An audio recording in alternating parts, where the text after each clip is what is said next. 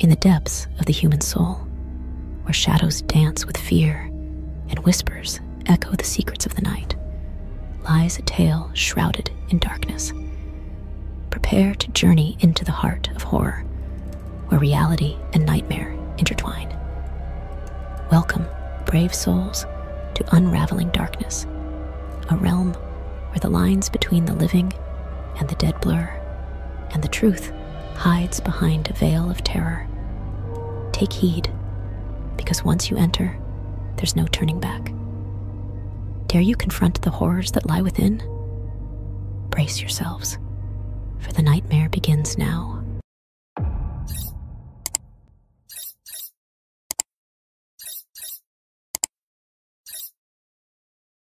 Before this story begins, I must tell you that the voodoo priest this story is about has since been arrested. During a raid on his home, authorities found an altar with 3 mummified baby corpses, 2 of which were inside large plastic dolls. In the home of his then-girlfriend, Myrte, they also found the corpse of a baby. The one who filed the complaint against the voodoo priest, Andreas, was her daughter, Fabiola. Myrte struggled with mental issues and visited Andreas seeking help. But instead of assisting her, he suddenly became her boyfriend. Long story short, Andreas drained her completely and ensured she no longer cared for her children, cutting ties with them entirely so he could have free rein to do as he pleased with her. I should note that this Andreas comes from a feared witchcraft family, comprising a total of 10 brothers, all practicing witchcraft. That's enough background information for now. Let's delve into my personal experience with this demonic man, Andreas. Coincidentally, my daughter's apartment was above Myrtha's. My daughter, Latifa, lived on the 3rd floor, while Myrtha was on the 2nd. Latifa was painting when she heard a blood-curdling scream. With all her windows and doors open, it was clearly audible. She dropped her brush on a newspaper and rushed downstairs. Upon reaching the bottom, she saw Fabiola, Myrtha's daughter, outside her mother's apartment, crying and staring in shock at the doorway. Fabiola wouldn't stop screaming. She was inconsolable, so Latifa slapped her to snap her out of it. Then she ran into the apartment to see what was happening. When she opened the door and stood in the hallway, she saw Fabiola's mother dead on the couch. Later, I asked her why she went inside. Latifa said, "I wanted to check her pulse, but the closer I got to that woman, the harder it became to approach her. It was as if something was holding me back. Suddenly, I felt a punch to my stomach, as if someone had hit me with incredible force. Latifa retreated and took Fabiola across to the neighbors to call the police, because my daughter didn't have a phone as she had just moved. Latifa informed the neighbors that Fabiola had just discovered her dead mother in her apartment and asked them to call the police. In her hysteria, Fabiola also mentioned between sobs that she was sure Andreas, her mother's boyfriend, was the one who murdered her mother. She also revealed that Andreas had raped her. Fabiola advised her to report the man to the police immediately, but she simply couldn't muster the courage because she was terrified of Andreas. Eventually, the report was filed under pressure from my daughter, leading to Andreas's arrest, and the baby corpses were found with him and later at Fabiola's mother's home. After filing her report, Fabiola was taken in by her sister. Myrti was financially well off while she was alive. She was a widow, and her husband had left her financially secure. However, Andreas had taken all her money, and Myrta was about to report it before her death. A week after after Mirthe was found dead in her home, 3 of Andreas's brothers came to my daughter's house. Now, I must mention that my sister has a child with one of Andreas's brothers. My daughter thought this brother was her nephew's father because some of the brothers looked exactly alike. So she kindly opened the door for them. Once inside, 2 brothers held her in the kitchen, blocking her from leaving, while the other brother snooped around the house. They asked, "What did you see? Tell us now. What did you see?" My daughter was completely shocked and replied, "What do you mean? What did I see? I didn't see anything. I only saw Fabiola at the door." They said nothing and left the house without explanation. Some time passed, and my daughter began having strange dreams. Dreams of unfamiliar people constantly smiling at her, and an elderly woman who seemed to be warning her. Whenever she walked somewhere, the elderly woman would glare at her angrily and point out that she shouldn't be there. These dreams persisted, but my daughter didn't think much of them. Sometime later, my daughter got a new job. After a few days, she called me and said she couldn't concentrate at work. She was making constant mistakes she wouldn't normally make, and sometimes she seemed to speak gibberish. This was strange for my daughter, as she was highly educated and usually very meticulous.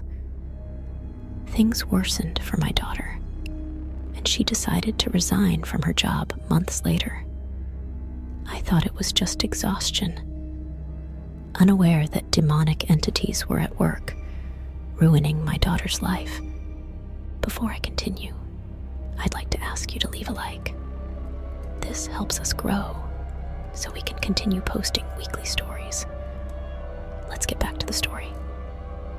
I noticed she no longer went out with friends, hardly spoke anymore, and at one point, she began walking around her house, naked. She stood bewildered at my mother's door, her grandmother, with a large pot full of loose change. When my mother opened the door, she ran inside, hid behind the couch, and said the mafia was after her. Someone needed to help her now, because they were coming to get her.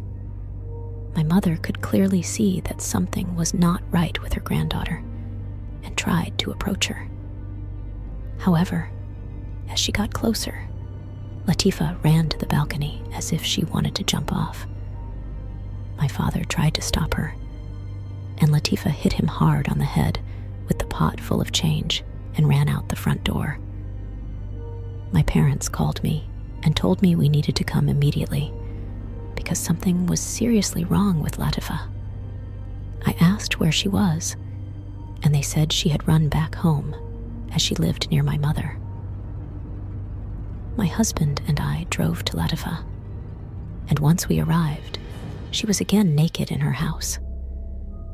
We were quite fed up with Latifa's behavior at this point and started to think she was using drugs. We looked for signs of drug use on her body, but found nothing.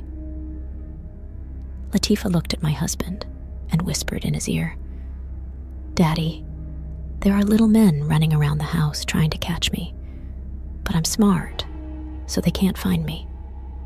When I take my clothes off, they can't see me, and I'm invisible."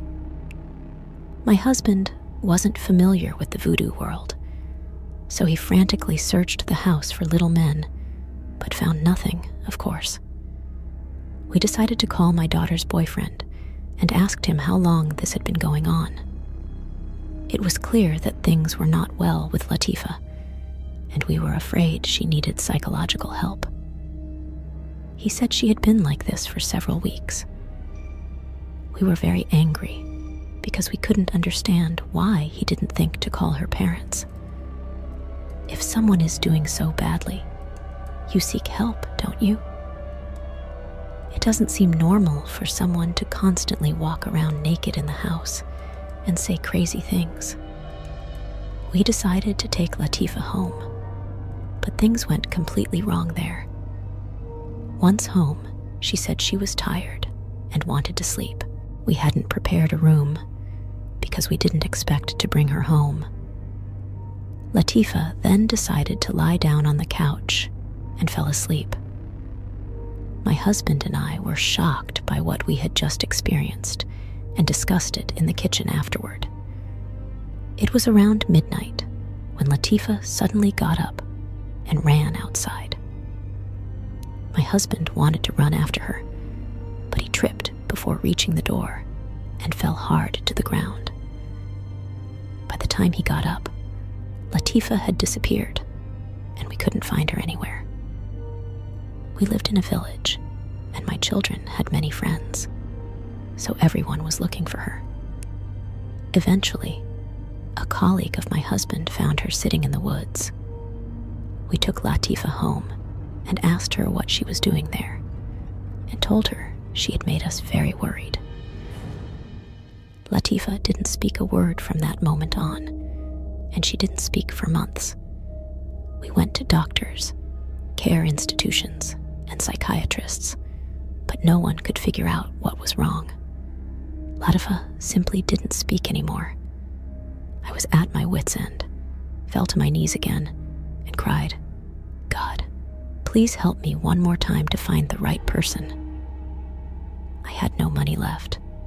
My parents and I had pawned all our jewelry because we constantly sought help that we had to pay dearly for. We were literally broke.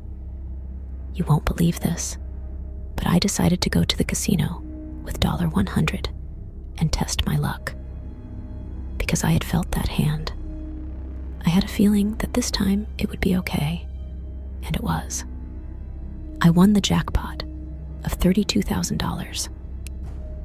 I was so happy that I gave tips to people around me and bought tickets for my husband, Latifa, and myself to our homeland the same day.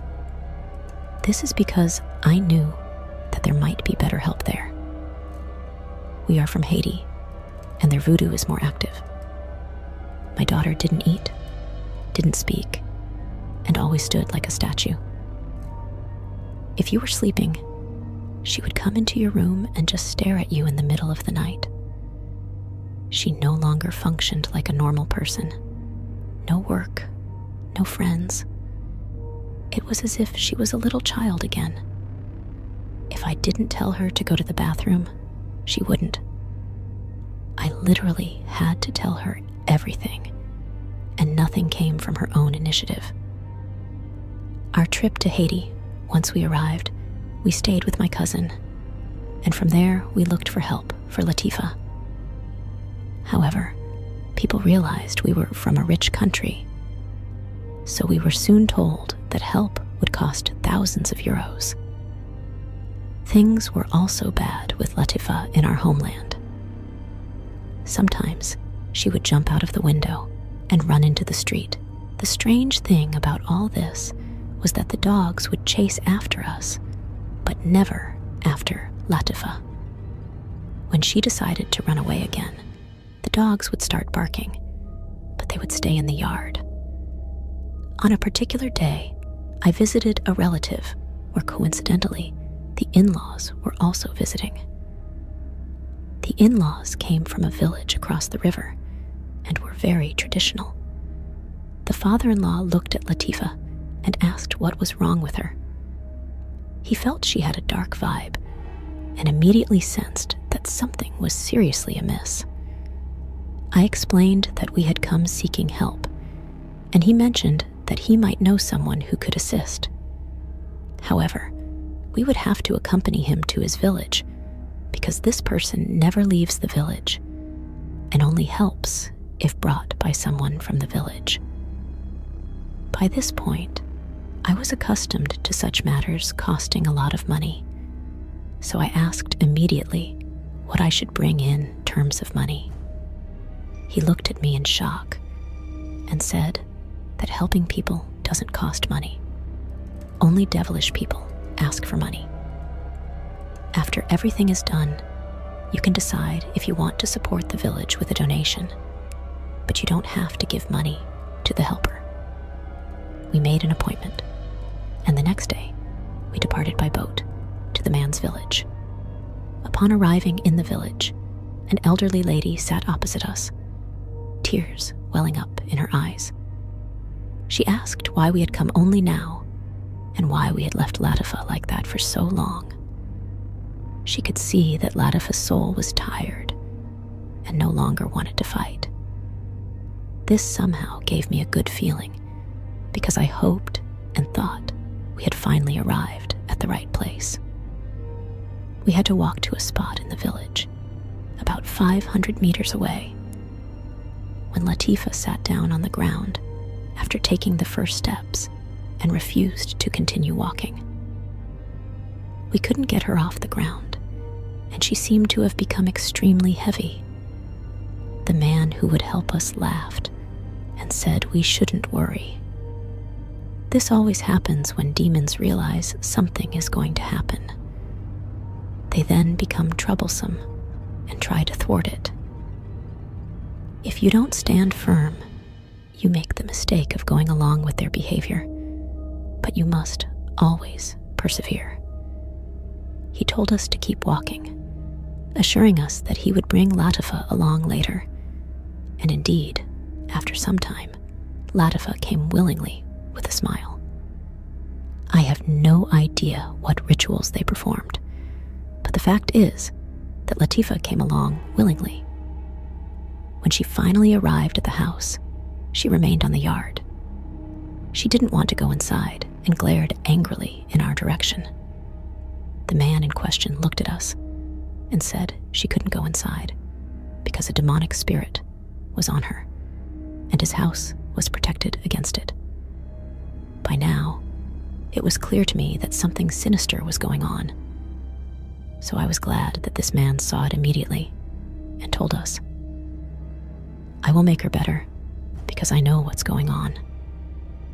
He sent me to the city to buy some products he would work with: a small bottle, a white thread, a piece of white cotton, to buy a new needle. We bought the items and returned immediately. He put the needle in the bottle of colored alcohol, but the thread had to remain dry. I had to smear that colored alcohol with the needle behind her ears, neck, knees, and feet. He said that afterward, we could go home again, but gave us a glass of water with a liquid. "Latifa must drink this," he said. Upon arriving home, my niece and nephew held her hands so I could give her the water. Listeners, it seemed as if she had become incredibly strong because she threw my nephew like a feather into the corner. Once she had cooled down, we tried again. I held the glass with Jasmine behind my back, and my niece undressed her. Then I poured the water over her head and face. I washed her, and that night she walked to bed herself, for the first time in years. Deep down, I was happy because it seemed like we were finally moving in the right direction. She was given a cord that had to remain around her waist, and it had a small ball that had to stay in front of her navel. This cord could only be removed one day after the next full moon. Meanwhile, time passed in Haiti, and I had to return home. The helper begged me to extend my ticket because he wanted to provide aftercare. He wanted to keep an eye on it and said he didn't feel like everything had been resolved yet. Unfortunately, I couldn't stay longer because we had already been away from home for some time, and I had to start working again. The helper gave us a cord to take with us that Latifa had to tie around her waist. This cord had a white ball that had to always remain in front of her navel and could only be removed one day after the next full moon. Once we arrived at Shipol, the same problems with Latifa arose again. Her mouth was full of saliva that she refused to spit out. My husband became quite angry because we thought we were finally done, and he pinched her cheeks to make her spit it out. We asked what was wrong, But Latifah didn't answer and smiled as if nothing was wrong. Once home, we put Latifah in the shower, and that's when we discovered that she wasn't wearing a white cord. This was impossible because I hadn't let Latifah out of my sight for a second. I dressed her in Haiti myself, and she hadn't gone to the toilet the entire trip. Now, I understood why she wanted us to stay longer, to prevent this from happening. As you may have guessed, with the disappearance of the white cord, all the misery started again. Running away, sitting naked in the house, speaking gibberish. Everything returned, and we were at our wits' end. We decided to have Latifah placed under the care of a psychiatrist. Although we were convinced that there were dark forces at work, this seemed like the best solution to us. We quickly heard that Latifah needed to be admitted because she was only declared 30% accountable. However, I decided not to do this because they couldn't offer 24-hour care in the short term, and given her strange actions, she needed it. What was strange about all this was that my daughter got the same psychiatrist who had to treat the voodoo priest, Andreas, that devilish man, after he was arrested. He immediately knew that this had nothing to do with psychiatric care, but that dark cultural forces were at work. He decided to take over the care and scheduled an appointment with my family. Once at the appointment, we were told that we had to pray for 7 days. For this, we had to prepare a table in the house with a white candle, a glass of water, and a white cloth. We also had to fast for 7 days. No sex, no smoking, no gambling, and no meat. As requested, we did so. During those 7 days, I dreamed of an old man. I was sitting on the balcony, and he suddenly appeared beside me. He opened his hand, and in it was a key. He gave me this key and said that I had to use it before noon. I didn't understand the dream, so I decided to ask our new helper what was going on. He smiled and said that by now it was clear to him what was happening. He asked me if I had enmity with my in-laws, and I confirmed this. It was because my father-in-law had assaulted my daughter in the past, and we only found out about it after 10 years. I never wanted to see these people again. Just talking about it gives me chills all over again. That man was so dark that I didn't speak to him until he died. It also seemed like my in-laws didn't mind what he had done at all. He was always protected by everyone, and his will was law. I was also never allowed to know where he was buried because they thought I would damage his grave. Let's go back to the conversation with our helper. The helper asked me if Latifah was sick when he was still alive, or if this happened after his death. I said he died in June, and Latifah started with strange behavior in mid-July. He looked at me seriously and said, "Your mother and child must go to your father-in-law's grave before Thursday 1 p.m. Make sure you speak there that he has no power over the child and that you are separated from him. Walk away in a straight line and do not turn around no matter what happens. Even if you hear things falling, do not turn around." I didn't know where he was buried, but I called my sister-in-law and told her what was going on. After some discussion, she told me where he was buried, and we left in the morning around 10 a.m. to the cemetery. People from Black Horror Stories, you won't believe it, but we couldn't find the cemetery. We drove in circles and were sent the wrong way so many times that it was clear to me that dark forces were at work. It was already 12:30, and I knew we had to do this before 1 p.m. I prayed again to God and asked him to help us. stating that we would do nothing wrong, but were looking for a solution. Miraculously, we arrived at the cemetery at exactly 10 minutes to 1 o'clock, and we stood in front of my deceased father-in-law's grave in no time. I had to contain my anger, because if it were up to me, I would have smashed everything. As instructed, we performed the necessary rituals, and everything seemed to go well. We walked away from the grave and heard no sounds. We had prepared ourselves for the worst, but fortunately, it wasn't that bad. On our way back, we passed by Mirtha's grave, the woman who found my daughter dead in her home. As we walked past her grave, Latifah started screaming loudly. It seemed like she was in tremendous pain and couldn't walk any further. She screamed that something was trying to strangle her and that she couldn't breathe.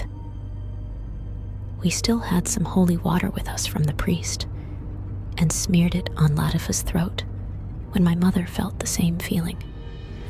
Out of breath, she fell to the ground, and as she gasped for air, she told us that something was strangling her.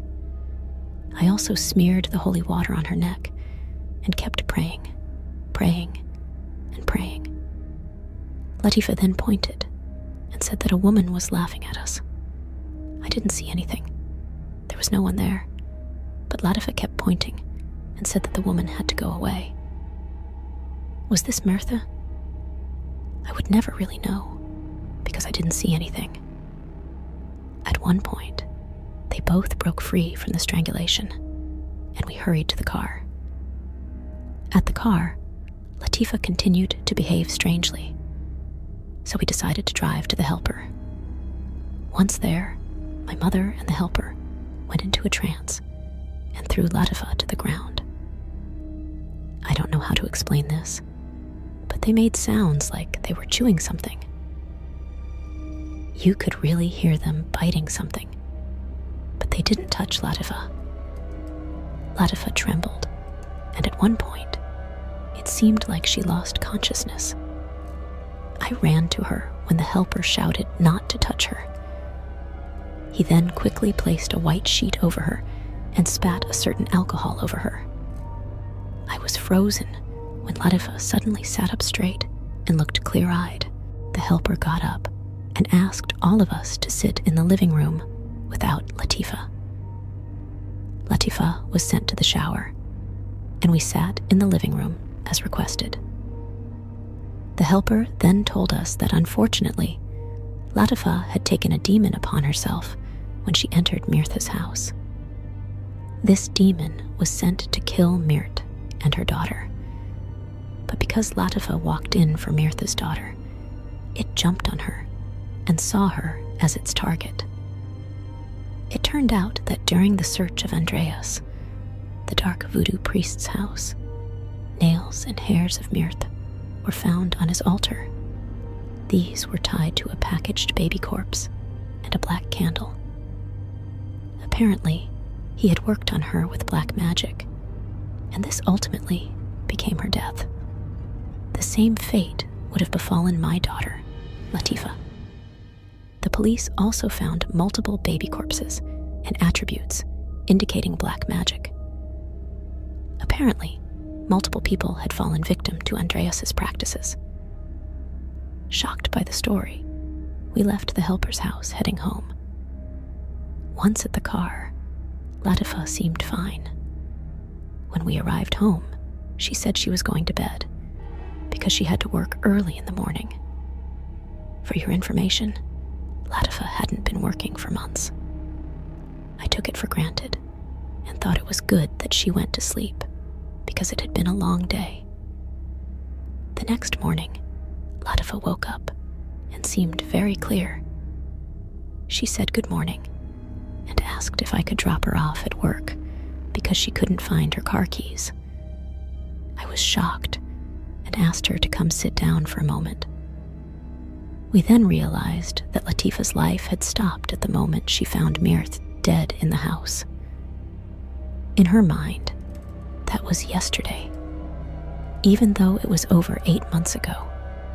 She had no memories of the past time and didn't even know she had lost her job.